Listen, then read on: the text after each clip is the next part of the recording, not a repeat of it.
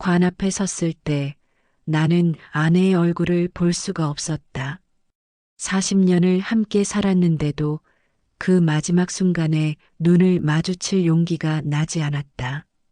아니, 정확히 말하면 두려웠다. 죽은 사람의 얼굴이 무서워서가 아니었다. 내가 정말 그녀를 알고 있었는지 그게 무서웠다. 고인과는 어떤 사이셨습니까? 장례식장 직원의 물음에 나는 멍하니 대답했다. 남편입니다. 남편. 그 단어가 입 밖으로 나오는 순간 묘하게 낯설었다. 조문객들이 하나둘 들어오기 시작했다. 아내의 친구들, 동네 이웃들, 먼 친척들, 모두들 슬픈 표정으로 절을 하고 나를 위로했다. 그런데 이상했다. 몇몇 사람들의 눈빛이 묘했다.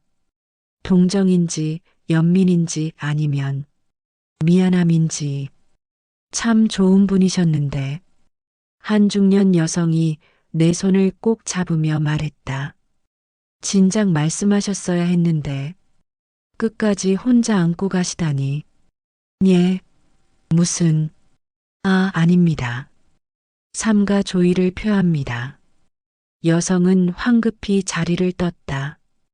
그 뒷모습을 보며 나는 가슴 한쪽이 철렁 내려앉는 기분이었다. 뭔가 있다. 사람들이 알고 나만 모르는 뭔가가 분명히 있다. 장례식이 끝나갈 무렵이었다. 한 노신사가 조용히 내게 다가왔다. 70대쯤 되어 보이는 처음 보는 얼굴이었다. 실례지만 고인의 남편분이시죠?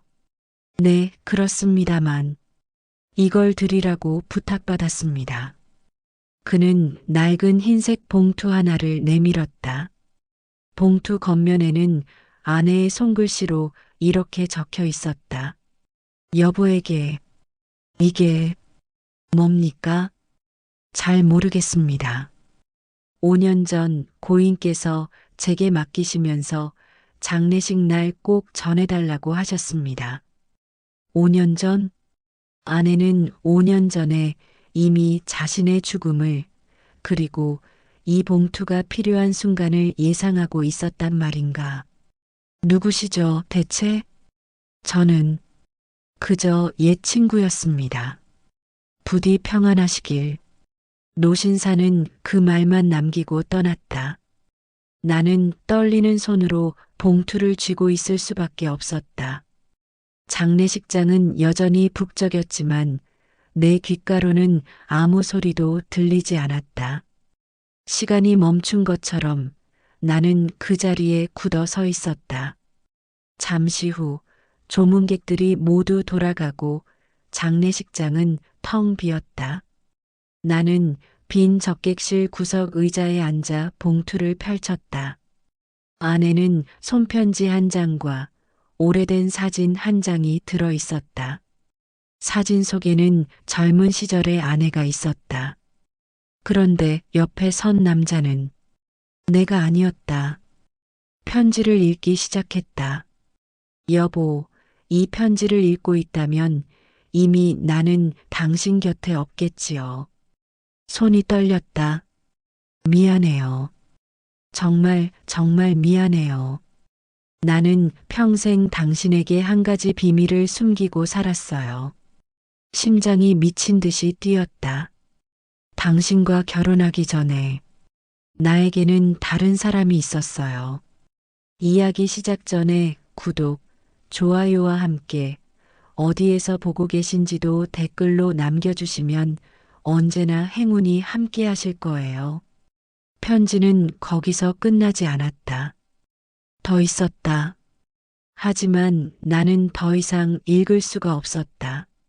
손에서 힘이 빠졌고 편지는 바닥에 떨어졌다. 당신, 도대체? 나는 관 쪽을 돌아보았다. 여전히 조용히 누워있는 아내. 뭘 숨긴 거야? 대답은 없었다. 영원히 없을 것이다.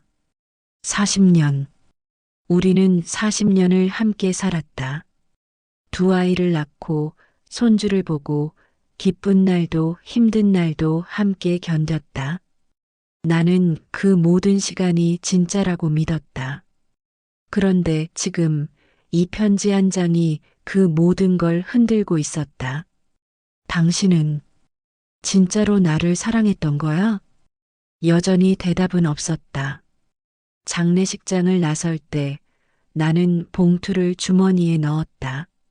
아직 다 읽지 못한 편지와 낯선 남자와 함께 찍힌 아내의 사진을. 밖으로 나오니 차가운 겨울바람이 얼굴을 때렸다. 하지만 추위는 느껴지지 않았다. 내 안의 혼란이 그것보다 훨씬 차가웠으니까. 집으로 돌아가는 차 안에서 나는 계속 중얼거렸다. 나는 뭐였던 거지? 대체 나는. 백미러에 비친 내 얼굴은 낯설었다. 68배 늙은 남자. 평생을 아내와 살아온 남자. 그런데 지금 그 삶 전부가 의심스러운 남자. 아내의 목소리가 귓가에 맴돌았다. 여보, 오늘 저녁은 뭐 먹을까요? 여보, 손주들 오는 거 잊지 마세요.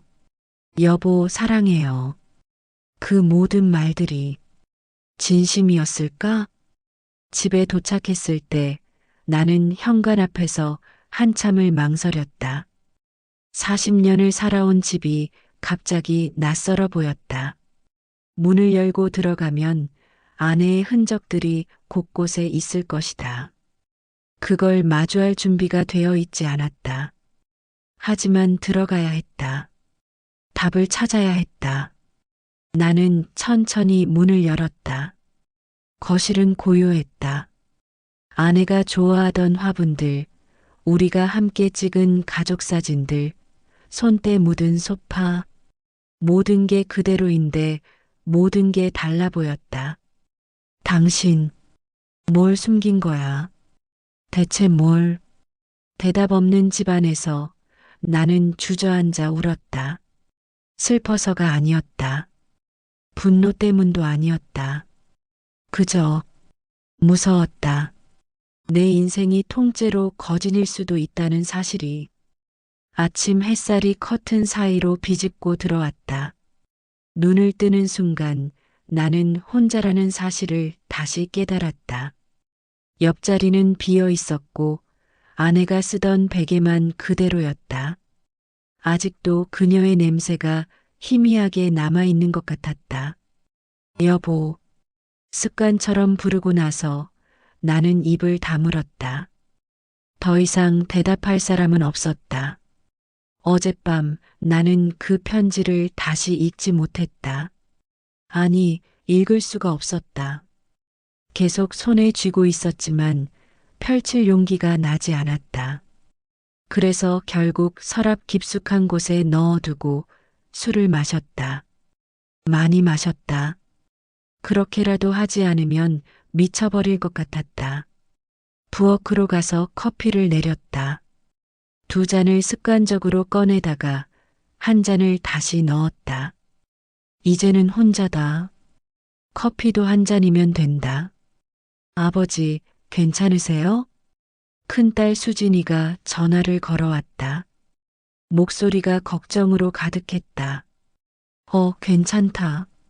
정말요? 어제 많이 힘드셨죠? 제가 가서 며칠 있을까요?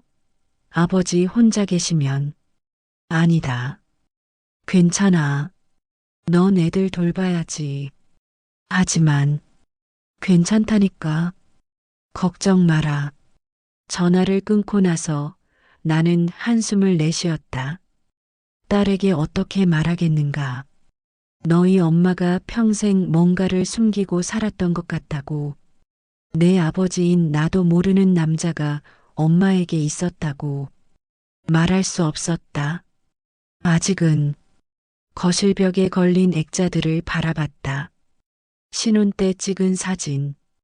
아내는 수줍게 웃고 있고 나는 어색하게 그녀의 어깨에 손을 올리고 있었다. 첫째가 태어났을 때 사진. 아내가 아기를 안고 나는 옆에서 행복하게 웃고 있었다. 결혼 20주년 기념 사진, 30주년 사진, 전부 진짜였을까? 나는 신혼 때 사진 앞에 멈춰섰다. 그때 우리는 27과 25이었다. 가난했지만 행복했다고 생각했다. 단칸방에서 시작했지만 서로만 있으면 세상을 다 가진 것 같았다. 아니, 나는 그렇게 느꼈다. 아내도 그랬을까? 여보야, 우리 이렇게 살아도 괜찮을까? 신혼 초 월세를 내지 못해 걱정하던 어느 날 밤, 내가 물었던 말이 떠올랐다. 괜찮아요. 우리 함께 있잖아요. 아내는 그렇게 대답하며 웃었다. 그 웃음이 진심이었을까?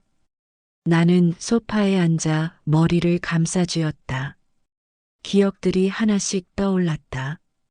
행복했던 순간들, 힘들었던 순간들, 웃었던 날들, 싸웠던 날들.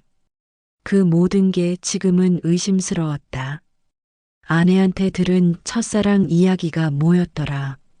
나는 기억을 더듬었다. 결혼 초 술 한잔하면서 서로의 과거 얘기를 나눈 적이 있었다. 그때 아내가 뭐라고 했었지? 여보는 첫사랑이 누구였어?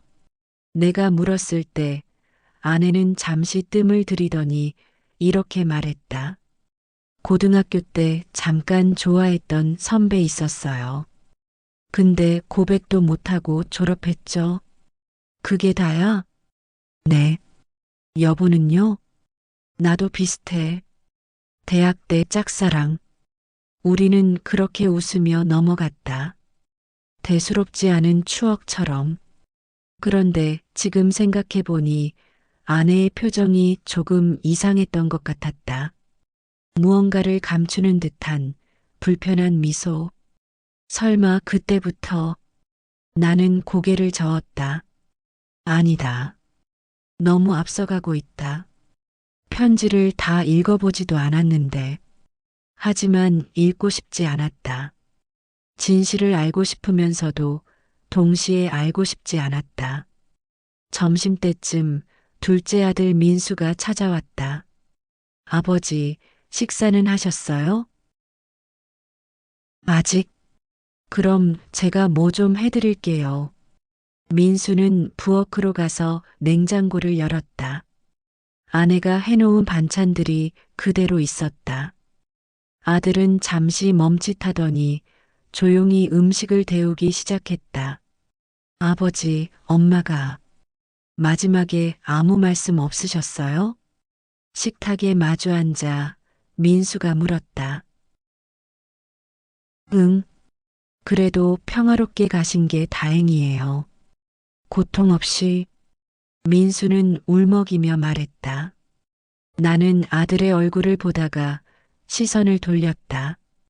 너희 엄마가 평생 우리를 속였을지도 몰라. 그 말이 목구멍까지 올라왔지만 삼켰다. 아버지, 엄마 유품 정리는 천천히 하세요. 제가 도와드릴게요. 아니다. 내가 할게. 혼자 하시면 힘드실 텐데. 괜찮아. 혼자 하고 싶다. 민수는 더 묻지 않았다.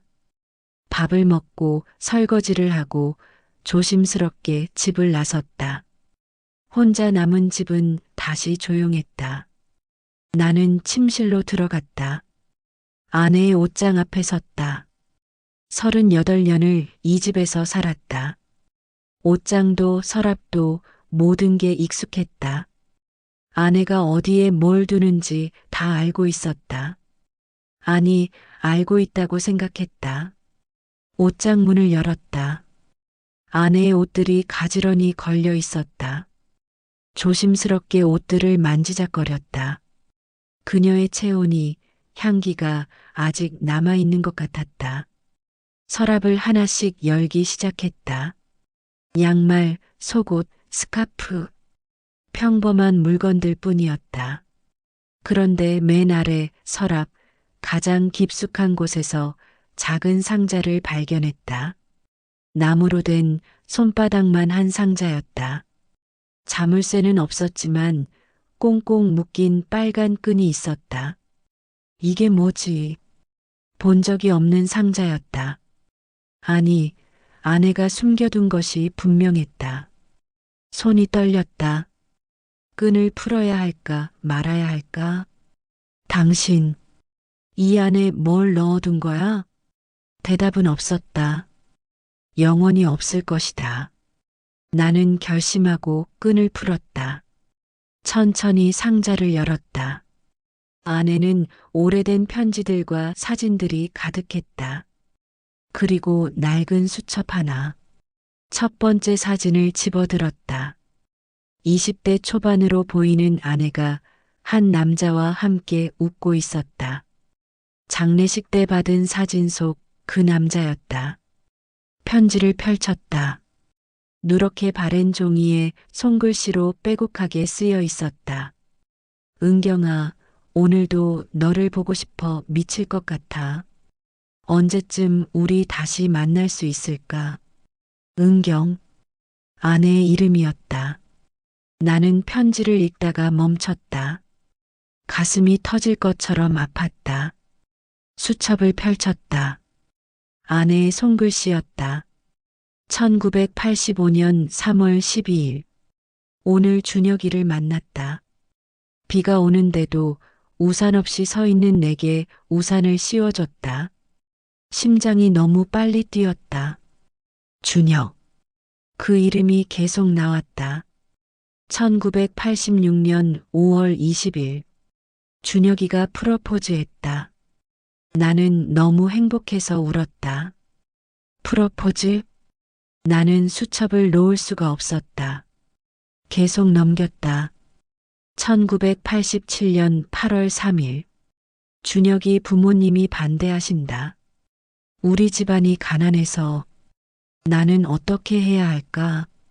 1987년 11월 19일. 준혁이가 미국으로 떠났다. 나를 두고 나는 혼자 남았다. 그리고 그 다음 페이지. 1988년 6월 5일. 오늘 맞선을 봤다. 성실해 보이는 남자다. 이름은 동현. 동현. 내 이름이었다. 아. 나는 그 자리에 주저앉았다. 수첩을 손에 쥔 채로. 나는 그냥 대체품이었던 거야? 그때 현관문이 열렸다. 아버지, 제가 반찬 좀 해놨어요. 큰딸 수진이의 목소리였다. 나는 황급히 수첩과 상자를 서랍 안에 집어넣었다. 아, 그래. 아버지, 괜찮으세요? 얼굴이 안 좋으신데. 아니야. 그냥 좀 피곤해서. 수진이는 의심스러운 눈빛으로 나를 봤지만 더 묻지 않았다. 저녁을 함께 먹으면서도 나는 계속 멍했다. 수진이가 무슨 얘기를 하는지 하나도 들리지 않았다. 나는 대체품이었다. 40년 동안 나는 다른 남자의 대체품으로 살았다. 그 생각만 머릿속을 맴돌았다. 아버지, 정말 괜찮으세요? 병원 가보실래요? 아니다. 괜찮아. 그냥 쉬고 싶구나. 수진이를 보낸 후 나는 다시 침실로 갔다. 서랍을 열고 상자를 꺼냈다. 편지들을 하나씩 읽기 시작했다. 밤새도록. 그 남자 준혁이가 아내에게 보낸 편지들. 뜨거운 사랑의 고백들. 함께한 추억들. 그리고 이별의 아픔. 새벽 3시쯤 마지막 편지를 펼쳤다. 은경아, 미안해. 나는 너를 지키지 못했어. 부모님 말씀을 거역하지 못했어. 너를 두고 가는 내 자신이 비겁해. 하지만 언젠가는 꼭 다시 만나자. 너를 평생 사랑할게. 편지 끝에는 날짜가 적혀 있었다. 1987년 11월 15일. 그리고 그로부터 7개월 후 아내는 나와 결혼했다. 그럼 나는 뭐였어? 대체 나는 바닥에 편지들을 쏟아놓고 고개를 묻었다. 40년이 무너지는 소리가 들렸다. 창밖으로 빗소리가 들렸다. 아내의 장례를 치른 지 사흘째 되는 날이었다. 나는 거의 잠을 자지 못했다. 자려고 하면 그 편지들이, 그 사진들이, 그 일기장이 눈앞에 아른거렸다. 준혁. 그 이름을 입 밖으로 내뱉어 봤다. 낯설고 쓰라렸다. 식탁 위에는 어젯밤부터 놓아둔 아내의 수첩이 있었다. 펼쳐진 페이지에는 이렇게 적혀 있었다. 1988년 11월 3일. 오늘 동현 씨와 결혼했다. 좋은 사람이다. 하지만 내 마음 한쪽은 여전히. 그 뒤는 찢어져 있었다. 아내가 일부러 찢어낸 것이 분명했다. 뭘 숨기려 했던 거야? 어차피 다 들통날 텐데. 나는 수첩을 덮었다. 더 이상 읽을 수가 없었다. 커피를 마시며 창밖을 바라봤다. 비는 계속 내렸고 거리는 축축하게 젖어 있었다. 아버지, 문 좀 열어주세요. 현관문을 두드리는 소리에 깜짝 놀랐다. 민수였다.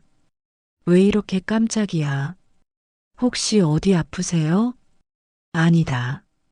그냥 생각하고 있었어. 엄마 생각? 응. 민수는 비닐봉지를 들고 들어왔다.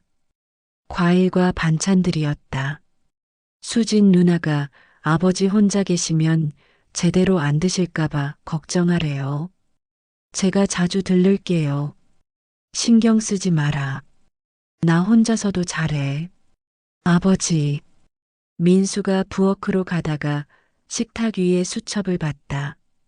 손을 뻗으려는 순간 나는 재빨리 수첩을 집어들었다. 이건 내가 볼게. 네. 엄마 일기장인가 봐요? 응. 개인적인 거라서. 민수는 더 묻지 않았다. 하지만 표정이 조금 이상했다. 뭔가 눈치챈 것 같았다. 아버지, 혹시 엄마한테 무슨 일 있었어요? 무슨 소리야? 아니, 요즘 아버지가 너무 이상하세요. 슬픈 것 말고 다른 뭔가. 피곤해서 그래. 신경 쓰지 마. 민수는 고개를 끄덕였지만 확신하지 못하는 표정이었다. 아들이 돌아간 후 나는 다시 수첩을 펼쳤다. 찢어진 페이지 뒤로 넘어갔다. 1990년 4월 18일. 수진이가 태어났다. 동현 씨가 너무 좋아한다. 좋은 아빠가 될 거다. 나도 좋은 엄마가 되어야지. 1993년 9월 2일. 민수가 태어났다. 이제 우리는 내 식구다. 동현 씨는 밤낮 없이 일한다. 미안하고 고맙다. 1998년 3월 15일. 오늘 동현 씨가 승진했다. 정말 기쁘다. 이 사람은 나를 위해 정말 열심히 산다. 나는 이 사람에게 빚진 것 같다. 빚? 나는 그 단어에 멈춰섰다. 빚진 것 같다는 게 무슨 뜻이지? 사랑이 아니라 빚이었단 말인가? 다음 페이지를 넘겼다. 2003년 7월 22일. 오늘 준혁이를 우연히 봤다. 15년 만이다. 마트에서. 그는 나를 못 봤다. 아니, 못 본 척한 건지도 모른다. 가슴이 너무 아팠다. 2003년. 우리가 결혼한 지 15년째 되던 해였다. 그때 당신이 이상했던 게 이것 때문이었구나. 그 여름 아내가 갑자기 우울해했던 기억이 떠올랐다. 여보, 무슨 일 있어? 요즘 왜 이래? 내가 물었을 때 아내는 고개를 저었다. 아무것도 아니에요.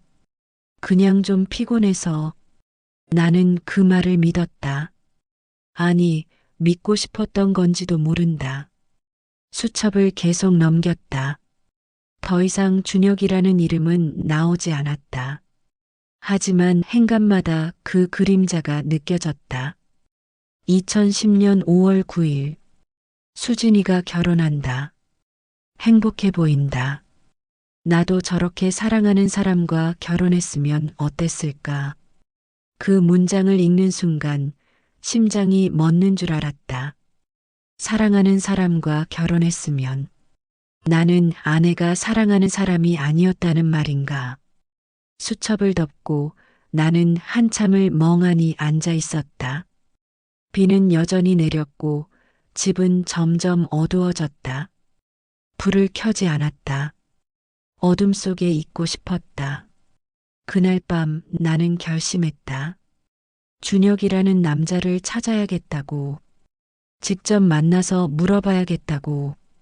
아내가 정말 누구를 사랑했는지, 나는 정말 무엇이었는지. 다음 날 아침 나는 아내의 오래된 주소록을 뒤졌다.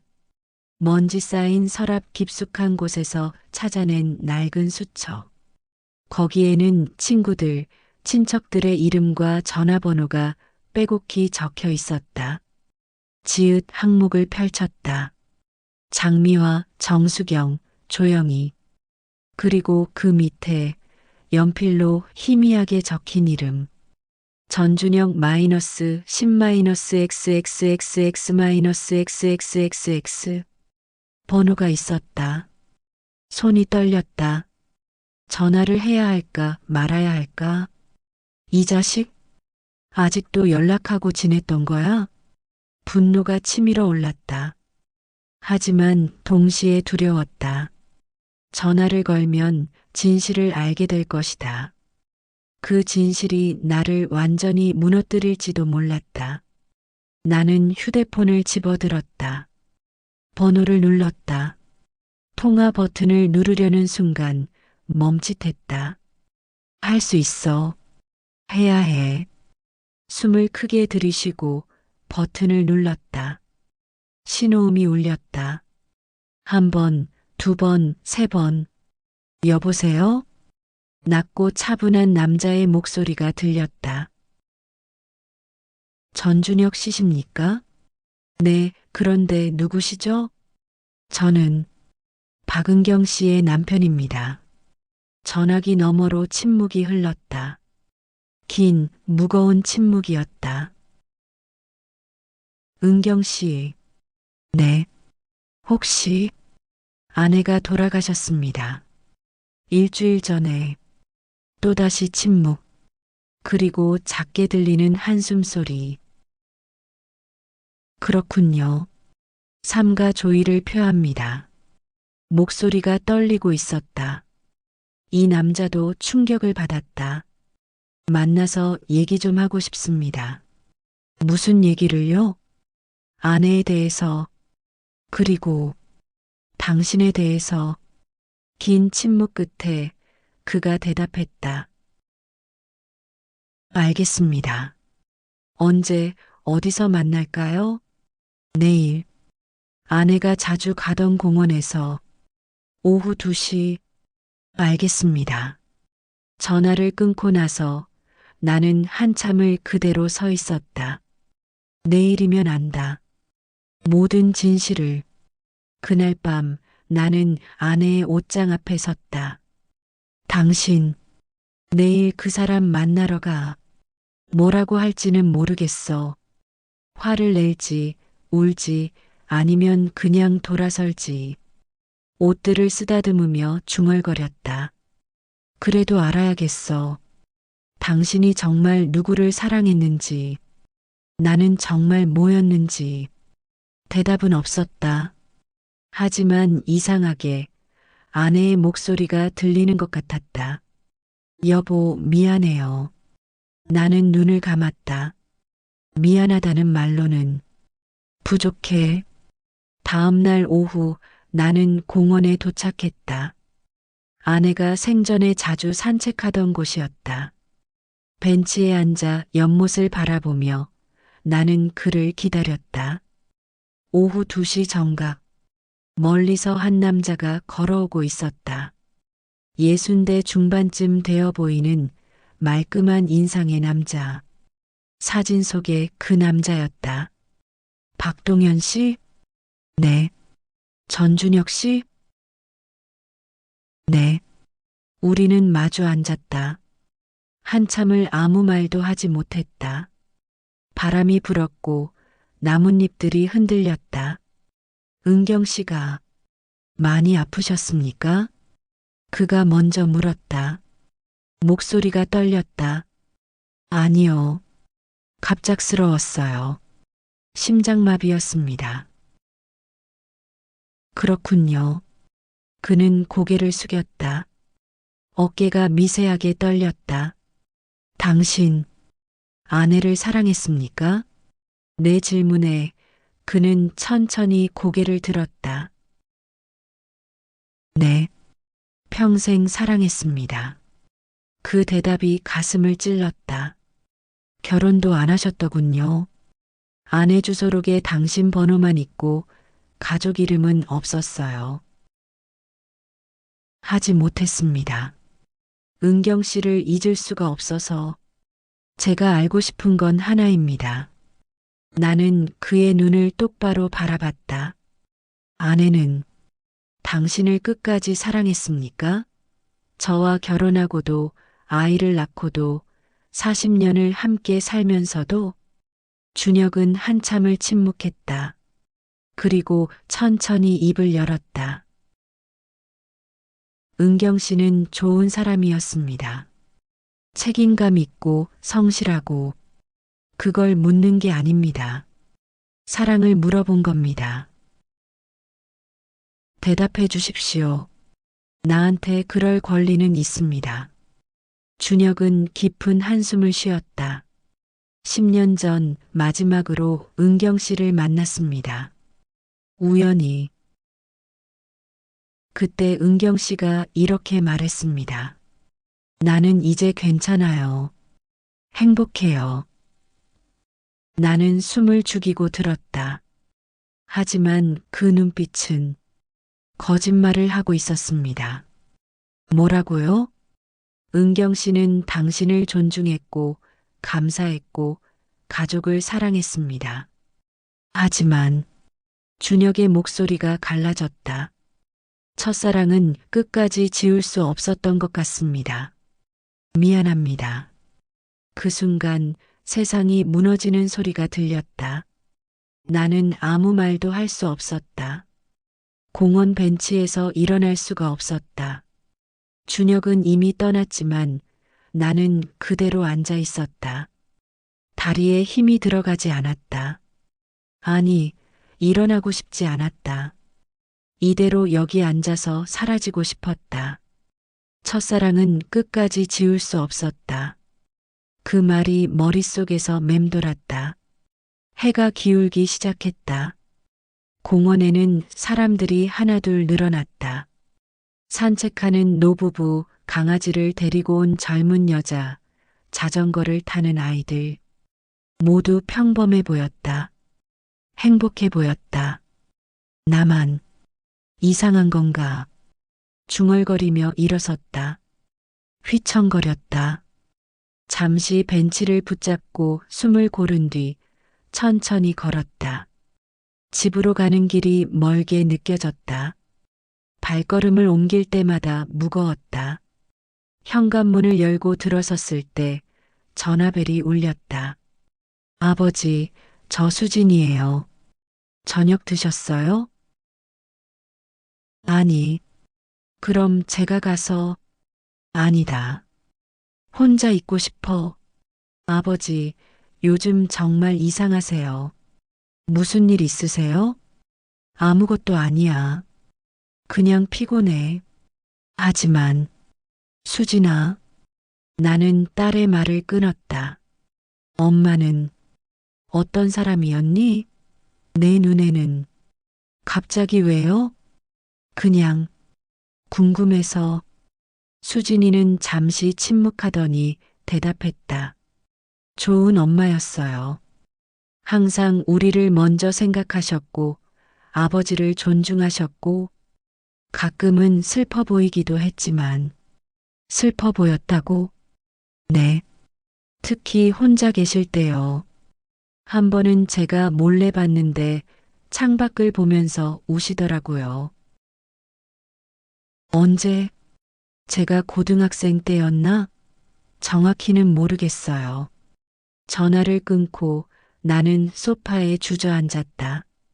아내가 울던 모습, 나는 한 번도 본 적이 없었다. 아니, 보지 못했던 건지도 모른다. 보려고 하지 않았던 건지도. 당신은 평생 혼자 아파했던 거야? 대답은 없었다. 그날 밤 나는 아내가 남긴 편지를 다시 꺼냈다. 장례식 날 받았던 그 편지. 아직 끝까지 읽지 못한 편지. 손이 떨렸지만 펼쳤다. 여보, 이 편지를 읽고 있다면 이미 나는 당신 곁에 없겠지요. 미안해요. 정말, 정말 미안해요. 나는 평생 당신에게 한 가지 비밀을 숨기고 살았어요. 당신과 결혼하기 전에 나에게는 다른 사람이 있었어요. 여기까지는 이미 읽었다. 심호흡을 하고 계속 읽었다. 그 사람 이름은 전준혁. 내 첫사랑이었어요. 우리는 결혼하기로 약속했었어요. 하지만 그 사람 부모님이 반대했고 결국 그는 떠났어요. 나를 두고. 그리고 얼마 후 당신을 만났어요. 착하고 성실한 사람. 나를 진심으로 좋아하는 사람. 하지만 고백할게요. 처음엔 사랑이 아니었어요. 그냥 의지였어요. 가슴이 찢어지는 것 같았다. 하지만 계속 읽었다. 결혼하고 처음 몇 년은 정말 힘들었어요. 당신 옆에 있으면서도 다른 사람을 그리워하는 내 자신이 너무 비겁하고 나빴어요. 당신한테 미안했어요. 하지만 여보, 들어주세요. 시간이 지나면서 당신을 진심으로 존중하게 됐어요. 감사하게 됐어요. 당신은 정말 좋은 사람이었어요. 좋은 남편이었고, 좋은 아빠였어요. 눈물이 흘렀다. 억지로 참았지만 멈출 수가 없었다. 수진이를 낳았을 때, 민수를 낳았을 때, 당신이 우는 모습을 봤어요. 행복해서 우는 모습, 그때 생각했어요. 이 사람을 행복하게 해줘야겠다고. 그래서 노력했어요. 좋은 아내가 되려고, 좋은 엄마가 되려고. 하지만 여보, 솔직하게 말할게요. 다음 문장을 읽는 순간 숨이 막혔다. 나는 끝까지 당신을 첫사랑처럼 사랑하지는 못했어요. 미안해요. 정말 미안해요. 당신은 그럴 자격이 있는 사람인데. 편지를 쥔 손이 떨렸다. 하지만 이것만은 믿어주세요. 나는 당신과 함께한 40년을 후회하지 않아요. 당신 덕분에 행복한 순간들이 많았어요. 아이들을 키우면서, 손주들을 보면서, 당신과 늙어가면서. 만약 다시 태어난다면? 글쎄요. 잘 모르겠어요. 하지만 이번 생에서는 당신이 내 남편이었고 나는 그것에 감사했어요. 용서해 주세요, 여보. 그리고 고마웠어요. 평생 나를 사랑해줘서. 편지는 거기서 끝이었다. 나는 편지를 내려놓고 얼굴을 감쌌다. 사랑이 아니었어. 목소리가 갈라졌다. 40년이 사랑이 아니었다고.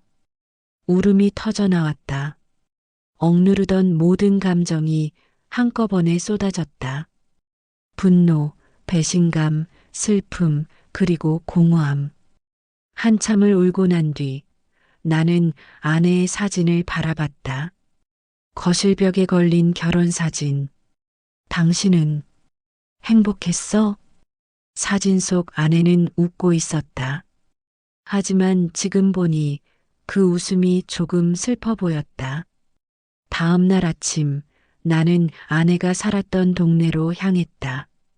결혼하기 전 아내가 부모님과 함께 살던 곳. 서울 변두리의 낡은 동네였다. 40년 만에 가보는 곳이었다. 버스에서 내려 골목을 걸었다. 많은 게 변했지만 여전히 익숙한 풍경들이 남아 있었다. 아내의 옛집 앞에 섰다. 지금은 다른 사람이 살고 있었다. 대문 앞에서 한참을 망설이다가 초인종을 눌렀다. 누구세요? 노인의 목소리가 들렸다. 실례합니다. 저는 오래전에 이 동네에 살던 사람의 남편인데요. 누구? 박은경. 아시나요? 문이 열렸다. 70대로 보이는 할머니가 나왔다. 은경이 강신의 딸? 네, 맞습니다. 어머, 그 애가 시집간 지가 벌써. 근데 무슨 일이세요? 아내가 얼마 전에 세상을 떠났습니다. 할머니의 얼굴이 굳었다. 그래요? 안 됐구먼. 착한 애였는데. 혹시 아내에 대해 아시는 걸 좀 여쭤봐도 될까요? 할머니는 나를 집 안으로 들어오라고 했다. 낡은 거실에 마주 앉았다. 뭘 알고 싶으신데요? 아내가 결혼하기 전에 사귀던 사람이 있었다고 들었습니다. 아, 준혁이 말하는 거요? 네. 할머니는 한숨을 쉬었다. 불쌍한 애들이었지. 참 서로 좋아했는데. 무슨 일이 있었는지 알고 계십니까? 다 알지. 여기 동네 사람들은 다 알았어요. 준혁이네 집이 부자였거든. 아버지가 사업하시는 분이었는데 은경이네는 워낙 가난했잖아요. 준혁이 부모님이 결사 반대했지. 신분이 맞지 않는다고. 요즘 세상에 그게 말이 되나 싶지만 그땐 그랬어요. 할머니는 차를 한 모금 마시고 계속 말했다. 준혁이가 결국 미국으로 유학을 갔어요. 부모님이 보낸 거지. 은경이는 매일 울었어요. 정말 많이 울었어요. 그러다가 당신을 만난 거죠. 맞선으로. 은경이 어머니가 딸 걱정에 서둘러 맺어준 거예요. 아내는 어땠나요? 저와 결혼할 때 할머니는 나를 조심스럽게 바라봤다. 솔직히 말해도 될까요? 네. 행복해 보이진 않았어요. 그냥 체념한 것 같았어요. 하지만 당신은 좋은 사람이었어요. 다들 그렇게 말했어요. 은경이가 좋은 사람 만났다고. 가슴이 무거웠다. 결혼하고 나서도 한동안 은경이가 힘들어했어요. 여기 친구들 만나면 자주 울곤 했대요. 언제까지요? 글쎄요. 몇 년? 아이 낳고 나서는 좀 나아진 것 같았어요. 엄마가 되니까 정신이 없었겠지. 할머니는 잠시 뜸을 들이더니 말했다. 하지만 있잖아요. 제 생각엔 은경이가 당신한테 정은 들었을 거예요. 정, 사랑이랑은 다르지만 정도 중요한 거잖아요. 40년을 같이 살면 사랑보다 정이 더 깊어지는 거예요. 나는 아무 말도 할 수 없었다. 준혁이도 불쌍했어요. 결혼도 안 하고 혼자 살았대요. 은경이를 잊지 못해서. 만난 적은 없나요? 결혼 후에? 글쎄요. 그건 잘 모르겠어요. 하지만 십몇 년 전에 준혁이가 이 동네에 온 적은 있었어요. 뭘 찾아서? 뭐요? 은경이 소식을. 할머니의 말이 끝나자 나는 고개를 숙였다. 고맙습니다. 말씀 들려주셔서. 집을 나와 골목을 걸었다. 한참을 걷다가 작은 공터에서 멈췄다. 그곳에는 낡은 그네가 하나 있었다. 여기가 당신이 자라던 곳이구나. 아내의 어린 시절, 준혁과 사랑했던 시절, 그리고 나를 만나기 전에 모든 시간들이 이곳에 있었다. 나는 그네에 앉았다. 나는 대체 뭐였어? 정, 의지, 체념? 바람이 불었고 그네가 살짝 흔들렸다. 사랑은 아니었지. 하늘을 올려다봤다. 구름이 천천히 흘러갔다. 그래도 당신은 나한테 고마웠다고 했지. 평생 사랑해줘서 고맙다고. 눈물이 또 흘렀다. 하지만 나는 어떻게 해야 돼? 이제 어떻게 살아야 돼?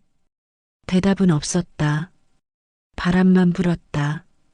한참을 그렇게 앉아 있다가 나는 천천히 일어났다. 집에 가야지. 이제 정리해야지. 무엇을 정리해야 하는지는 몰랐다. 아내와의 추억을, 40년의 세월을, 아니면 내 마음을. 버스 정류장으로 걸어가는 동안 나는 계속 중얼거렸다. 당신을 미워할 순 없어. 하지만 용서할 수 있을지는 모르겠어. 그리고 그 순간 깨달았다. 아내는 이미 없다. 미워하든 용서하든 그녀는 대답할 수 없다. 결국 남은 건 나뿐이었다. 혼자 살아가야 할 나. 집으로 돌아오는 버스 안에서 나는 창밖만 바라봤다. 지나가는 거리, 사람들, 간판들. 모든 게 흐릿하게 보였다. 초점을 맞출 수가 없었다. 아니, 맞추고 싶지 않았다. 정이라. 할머니가 했던 말이 자꾸 떠올랐다. 사랑이 아니라 정. 40년을 함께 산 정. 그게 뭐가 다른 건데. 중얼거렸지만 사실 나도 알았다. 다르다는 걸. 사랑은 선택이고 정은 습관이다. 현관문을 열고 들어섰을 때 집은 여전히 조용했다. 아내의 흔적들만 가득했다. 거실 소파에 앉았다. 탁자 위에는 아내가 마지막으로 읽던 책이 놓여 있었다. 책갈피가 중간쯤에 꽂혀 있었다. 끝까지 읽지 못한 책. 당신도 끝까지 못한 게 많았겠지. 책을 집어들었다. 표지에는 늦게 핀 꽃이라고 적혀 있었다. 책장을 넘겼다. 여백에 아내의 손글씨가 있었다. 사랑은 타이밍이다. 아무리 좋은 사람이라도 때가 아니면 안 된다. 그 문장 옆에 작은 별표가 그려져 있었다. 때가 아니었다는 거야? 나와는? 책을 덮고 나는 침실로 갔다.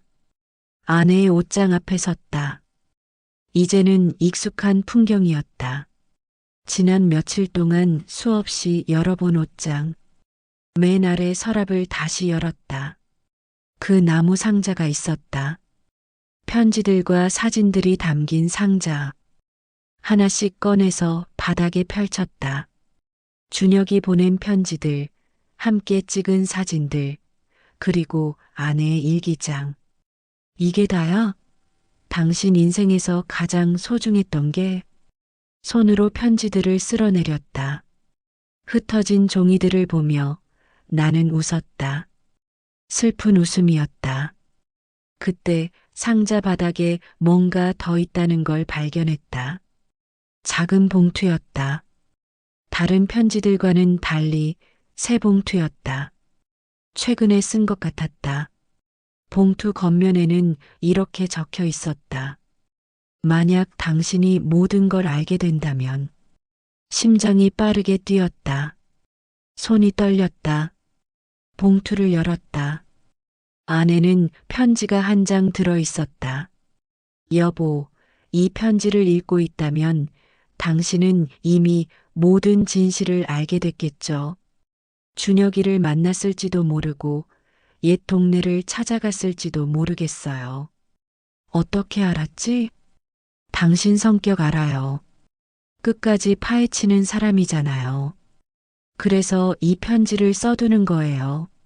나는 숨을 죽이고 계속 읽었다. 지금 당신은 너무 아프겠죠. 배신당했다고 느끼겠죠. 미안해요. 정말 미안해요. 하지만 여보, 들어주세요. 이건 변명이 아니라 진심이에요.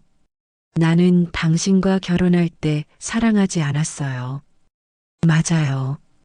준혁이를 잊지 못했어요. 처음 몇 년은 정말 힘들었어요. 당신 옆에 누워 있으면서도 다른 사람을 떠올렸어요. 나 자신이 너무 더러웠어요. 눈물이 흘렀다. 하지만 계속 읽었다. 그런데 있잖아요. 어느 날부터인가 변하기 시작했어요. 정확히 언제인지는 몰라요. 하지만 분명히 변했어요. 수진이가 3살 때였나? 아이가 밤에 열이 나서 당신이 없고 병원에 갔던 날이 있었어요. 새벽에 돌아와서 아이 옆에서 잠든 당신을 봤어요. 피곤해 보이는 얼굴. 그때 생각했어요. 이 사람은 정말 좋은 사람이라고. 나를 위해, 아이를 위해 이렇게 애쓰는 사람이라고. 나는 그날을 기억했다. 수진이가 고열로 응급실에 갔던 날. 밤새 간호하고 아침에 퇴근도 못하고 그대로 출근했었다. 민수가 태어났을 때도 그랬어요. 당신이 우는 걸 봤어요. 행복해서 우는 모습, 그 모습이 너무 예뻐 보였어요. 그리고 조금씩 깨달았어요. 사랑에도 여러 종류가 있다는 걸. 준혁이한테 느꼈던 건 불처럼 뜨거운 사랑이었어요. 가슴이 터질 것 같고 숨이 막힐 것 같은. 하지만 당신한테 느낀 건 따뜻한 봄볕 같은 거였어요. 조용하지만 포근한. 나는 편지를 쥔 손에 힘을 주었다. 처음엔 그게 사랑인 줄 몰랐어요. 익숙함인 줄, 의무감인 줄 알았어요. 하지만 아니었어요. 그것도 사랑이었어요. 다른 종류의 사랑. 여보, 믿어주세요. 나는 결혼 10년쯤 지나서부터는 진심으로 당신을 사랑했어요. 준혁이를 떠올리는 날도 있었지만 그건 과거의 추억일 뿐이었어요. 현재의 내 사랑은 당신이었어요. 거짓말. 중얼거렸지만 계속 읽었다. 증명할 방법은 없어요. 죽은 사람의 말을 당신이 믿든 안 믿든 자유예요. 하지만 이것만은 알아주세요. 당신과 함께한 40년 나는 행복했어요. 진심으로. 아이들과 함께 웃을 때, 당신과 손잡고 산책할 때, 손주들을 볼 때, 그 모든 순간이 진짜였어요. 만약 다시 태어난다면? 솔직히 모르겠어요. 준혁이를 선택할지, 당신을 선택할지. 하지만 이번 생에서 당신을 만난 건 정말 다행이었어요. 편지가 흔들렸다. 내 손이 떨려서, 여보, 나를 미워해도 돼요. 용서 못해도 돼요. 하지만 한 가지만 기억해 주세요. 우리가 함께 웃었던 순간들은 거짓이 아니었어요. 내가 당신 손을 잡았던 순간들도, 사랑한다고 말했던 순간들도, 그건 다 진심이었어요. 고마웠어요, 여보. 나 같은 사람을 평생 사랑해줘서. 그리고 미안해요. 끝까지 완벽한 아내가 되지 못해서. 부디 행복하세요. 나 없이도 당신은 그럴 자격이 있는 사람이에요. 편지는 거기서 끝이었다. 나는 편지를 내려놓고 바닥에 주저앉았다. 사랑했다고, 진심이었다고, 목이 메었다. 그럼 나는 뭘 믿어야 해? 뭘? 40년의 기억들이 스쳐 지나갔다. 신혼 때 아내가 서툴게 만들어준 저녁. 맛은 없었지만 다 먹었다. 아내가 좋아서 웃었다. 첫째가 태어났을 때 아내가 아기를 안고 나를 보며 웃던 얼굴. 힘들었던 시절, 빚에 쪼들렸을 때 아내가 내 손을 잡으며 말했다. 괜찮아요. 우리 함께 이겨내요. 아이들이 대학 갈 때 둘이서 입학식에 갔던 날, 아내가 내 팔짱을 끼고 걸었다. 결혼 30주년 때 아내가 케이크를 자르며 말했다. 여보, 고마워요. 나랑 살아줘서. 그게 다 진심이었어?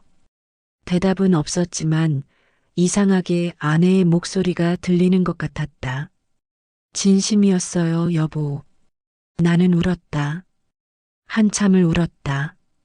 분노도 배신감도 모든 감정이 뒤섞여 나왔다. 하지만 그 끝에는 슬픔만 남았다. 당신이 그렇게 말해도 나는 아파. 흩어진 편지들을 모았다. 하나하나 다시 상자에 넣었다. 하지만 미워할 순 없어. 당신을. 상자를 덮으며 중얼거렸다. 결국 나도 당신 없인 못 살겠어. 창밖을 봤다. 해가 지고 있었다. 어둠이 천천히 밀려왔다. 핸드폰을 꺼내 사진첩을 열었다. 아내와 함께 찍은 사진들이 수백 장 있었다. 한 장 한 장 넘기며 봤다. 젊었을 때, 중년이 됐을 때, 그리고 늙어가던 모습들. 어느 사진에서 멈췄다. 작년 가을 단풍 구경 갔을 때 찍은 사진이었다. 아내가 내 어깨에 기대어 웃고 있었다. 주름진 얼굴이었지만 행복해 보였다. 이게 거짓은 아니었겠지. 사진을 쓰다듬었다. 당신도 나한테 미안했겠지. 평생. 그날 밤 나는 아내의 옷을 하나 꺼냈다. 자주 입던 카디건이었다. 침대에 누워 그 옷을 안고 있었다. 아내의 냄새가 희미하게 남아 있었다. 여보야. 중얼거렸다. 나 어떻게 해야 돼? 당신 용서해야 돼? 아니면 계속 아파해야 돼? 대답은 없었다. 하지만 마음속 깊은 곳에서 답이 들렸다. 둘 다 해도 돼요. 둘 다? 용서하면서도 아파할 수 있어요. 사랑하면서도 서운할 수 있어요. 그게 인간이에요. 나는 눈을 감았다. 당신, 정말 나를 사랑했어? 네. 진심으로? 네, 여보. 진심이었어요. 눈물이 또 흘렀다. 하지만 이번엔 조금 달랐다. 분노보다는 슬픔이, 배신감보다는 그리움이 더 컸다. 보고 싶어. 진짜 보고 싶어. 카디건을 꼭 안았다. 다시 한 번만 물어보고 싶어. 진짜 사랑했냐고. 나를. 하지만 이제는 물어볼 수 없었다. 영원히. 새벽이 밝아왔다. 잠은 오지 않았지만 이상하게 마음은 조금 가벼워진 것 같았다. 일어나서 거실로 갔다. 벽에 걸린 가족 사진을 바라봤다. 우리 넷이 함께 웃고 있는 사진. 아이들이 어렸을 때. 이건 거짓이 아니야. 중얼거렸다. 우리가 함께했던 시간은 진짜였어. 완벽하진 않았어도 가짜는 아니었어. 커튼을 걷었다. 아침 햇살이 들어왔다. 당신, 이제 편히 쉬어. 더 이상 미안해하지 말고 창밖을 바라보며 말했다. 나도 조금씩 놓아줄게. 아직은 아프지만. 바람이 불었다. 커튼이 흔들렸다. 그리고 그 순간 아내가 마지막으로 한 말이 떠올랐다. 부디 행복하세요. 나 없이도. 알았어. 노력해 볼게. 작은 약속이었다. 아내에게 그리고 나 자신에게. 아내가 떠난 지 한 달이 지났다. 여전히 아침에 일어나면 옆자리를 확인한다. 여전히 빈자리다. 하지만 이제는 조금 익숙해졌다. 익숙해진다는 게 슬프지만 그게 사는 거라는 걸 알게 됐다. 여보, 오늘 날씨 좋네. 창밖을 보며 중얼거렸다. 대답은 없지만 말을 거는 습관은 여전했다. 부엌으로 가서 커피를 내렸다. 여전히 두 잔을 꺼내다가 한 잔을 다시 넣었다. 그 동작도 이제는 자연스러워졌다. 식탁에 앉아 커피를 마시며 아내의 마지막 편지를 다시 꺼냈다. 이제는 매일 아침 읽는 루틴이 됐다. 우리가 함께 웃었던 순간들은 거짓이 아니었어요.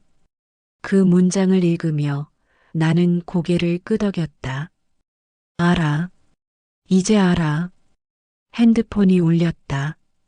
큰딸 수진이었다. 아버지, 주말에 애들 데리고 갈게요. 같이 저녁 먹어요. 그래. 올 때 조심히 와라. 아버지 목소리가 좀 나아지신 것 같아요. 그래. 네. 요즘은 덜 슬퍼 보이세요. 전화를 끊고 나는 웃었다. 쓸쓸한 웃음이었지만 예전보다는 가벼웠다. 거실로 가서 아내의 유품 정리를 시작했다. 미뤄왔던 일이었다. 하지만 이제는 해야 할 때가 됐다. 옷장을 열었다. 아내의 옷들이 가지런히 걸려 있었다. 어떤 걸 남기고 어떤 걸 보낼까? 하나씩 만지작거렸다. 아내가 자주 입던 옷들, 특별한 날 입던 옷들. 이건 수진이가 갖고 싶어 할 것 같은데.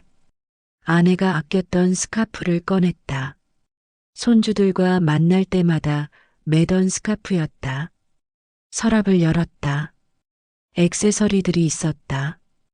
반지, 목걸이, 귀걸이. 그 중에서 내가 결혼 10주년 때 선물한 목걸이를 발견했다. 아내가 정말 좋아했던 것이었다. 이건 내가 가지고 있어야겠다. 주머니에 넣었다. 계속 정리하다가 맨 아래 서랍에서 그 나무 상자를 다시 발견했다. 준혁의 편지들과 사진들이 담긴 상자. 한참을 바라보다가 나는 상자를 꺼냈다. 이건 어떻게 해야 하지? 버려야 할까? 아니면 남겨야 할까? 고민하다가 나는 결정했다. 상자를 들고 베란다로 나갔다. 작은 화분 옆 선반에 올려놨다. 당신 인생의 한 부분이었으니까 남겨둘게. 그리고 돌아서며 말했다. 하지만 나도 당신 인생의 한 부분이었어. 더 긴 부분이었어. 오후에 준혁에게서 전화가 왔다. 여보세요. 박동현 씨? 네. 저 전준혁입니다. 혹시 시간 되시면 한 번 더 만날 수 있을까요? 나는 잠시 망설였다. 무슨 일이신지 드릴 말씀이 있습니다. 은경 씨에 관해서. 알겠습니다. 어디서 만날까요? 지난번 그 공원에서요. 내일 오후 2시. 다음 날 나는 다시 그 공원에 갔다. 준혁은 이미 와 있었다. 벤치에 앉아 연못을 바라보고 있었다. 왔습니다. 아, 오셨군요. 앉으세요. 마주 앉았다. 한동안 침묵이 흘렀다. 무슨 말씀하실 게 있다고? 준혁은 주머니에서 편지 한 통을 꺼냈다. 이걸 드리려고요.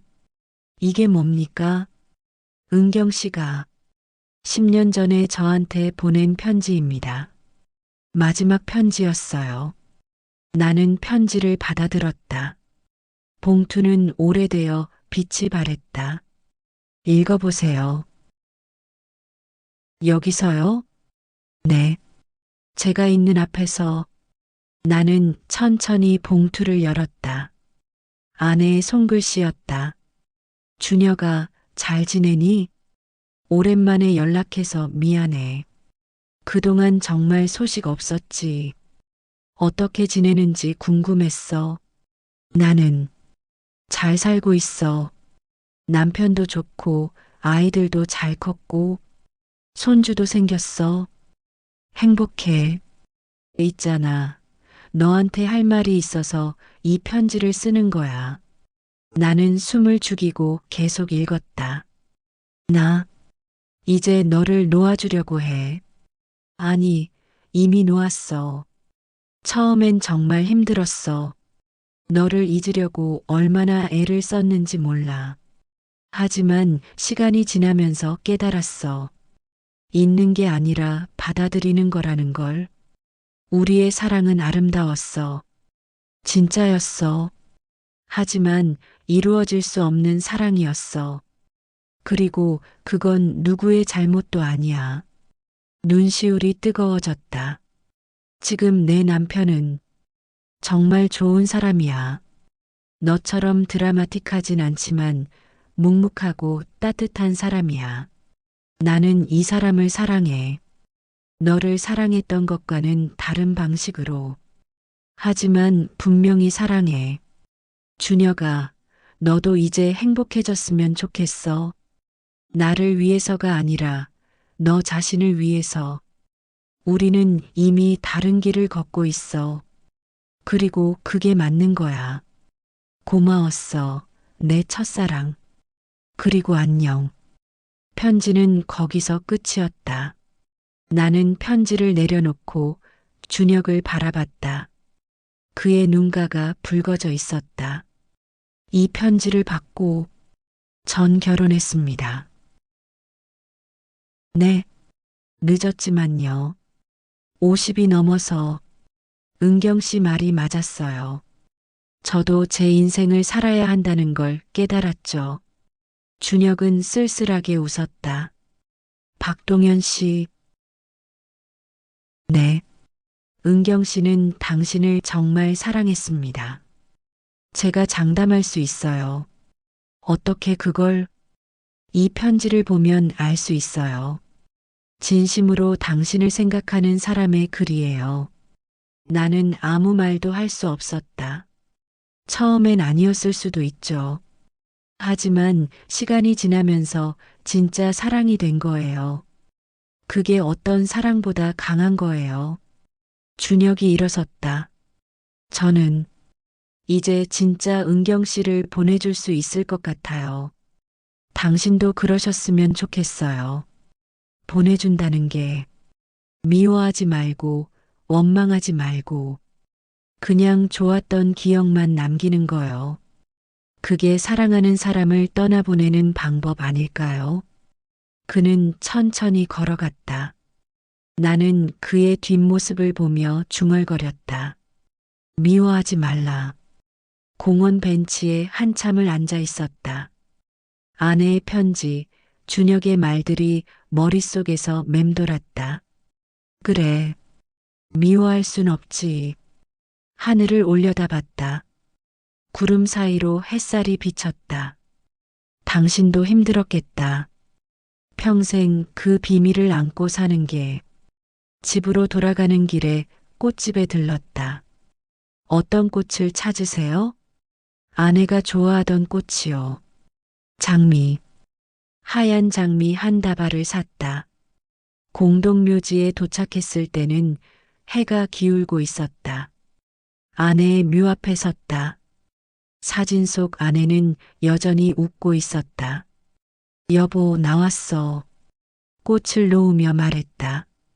오늘 준혁이라는 사람 만났어. 당신 편지를 받았더라. 바람이 불었다. 당신 정말 힘들었겠다. 나한테 미안했겠다. 아이들한테도. 무릎을 꿇고 앉았다. 나도 미안해. 당신 마음을 다 헤아리지 못해서, 당신이 혼자 아픈 걸 몰라서 눈물이 흘렀다. 하지만 여보, 고마워. 그래도 나를 선택해줘서, 아이들을 낳아줘서, 40년을 함께해줘서 사진을 쓰다듬었다. 나 이제 당신 놓아줄게. 아직은 아프지만 조금씩 놓아줄게. 그게 당신을 위하는 거겠지. 한참을 그렇게 앉아 있었다. 다음 생에 다시 태어나면 그때는 내가 먼저 만날게. 준혁이보다 먼저. 쓸쓸하게 웃으며 일어섰다. 그때는 당신이 나를 첫눈에 사랑하게 만들 거야. 돌아서는데 이상하게 마음이 가벼워진 것 같았다. 집에 돌아와서 저녁을 차렸다. 혼자지만 제대로 차렸다. 맛있게 먹겠습니다. 아내에게 늘 하던 인사를 하고 밥을 먹었다. 식사 후 거실 소파에 앉아 가족 사진을 바라봤다. 우리 행복했었지? 사진 속 아내에게 물었다. 대답은 없었지만 알 것 같았다. 완벽하진 않았어도 행복했다고. 핸드폰을 꺼내 아이들에게 메시지를 보냈다. 다음 주말에 같이 밥 먹자. 아빠가 살게. 곧 답장이 왔다. 좋아요, 아빠. 사랑해요. 나는 미소 지었다. 여보, 봤어? 애들이 잘 컸어. 당신 덕분이야. 창밖을 봤다. 어둠이 내렸지만 거리의 불빛들이 따뜻했다. 나 이제 살아볼게. 당신 없이도, 당신이 원했던 것처럼. 그리고 작게 덧붙였다. 하지만 당신을 잊진 않을 거야. 절대로. 여러분, 이 이야기는 여기서 끝입니다. 누군가는 이 남편을 불쌍하다고 할지도 모릅니다. 누군가는 아내를 이해한다고 할지도 모르고요. 하지만 제가 이 이야기를 통해 전하고 싶었던 건 이겁니다. 사랑에는 정답이 없다는 것. 완벽한 사랑은 없다는 것. 그리고 그럼에도 불구하고 우리는 계속 사랑하며 살아간다는 것. 여러분의 삶에서도 비슷한 이야기가 있나요? 혹시 숨기고 있는 비밀이 있거나 알고 싶지 않은 진실이 있나요? 댓글로 여러분의 생각을 나눠주세요. 그리고 이 이야기가 마음에 와닿으셨다면 구독과 좋아요 부탁드립니다. 여러분의 작은 관심이 더 좋은 이야기를 만드는 힘이 됩니다. 오늘도 시청해 주셔서 감사합니다. 다음 이야기에서 또 만나요.